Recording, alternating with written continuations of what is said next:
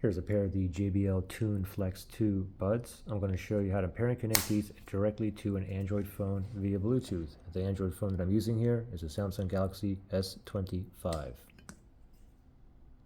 So the first thing is, let's put the buds into pairing mode. So let me go ahead and open this up. Now I'll know that it's in pairing mode if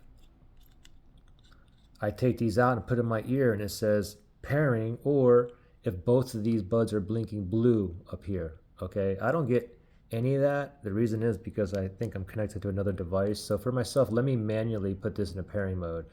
And how you do that is, it doesn't matter, just grab one of the buds, the left or right, when it doesn't matter, and we're going to tap, and then tap and hold. Okay, ready, set, tap, tap and hold. Now just keep holding here. If I had it in my ear, it should say pairing, but just keep holding until both of them starts blinking blue. There it is, and it should have said pairing. So now it's in pairing mode. Now if you get this pop up here, you can go ahead and connect that way, but if this doesn't pop up or whatnot, you can just go to the old way. Just go to your settings.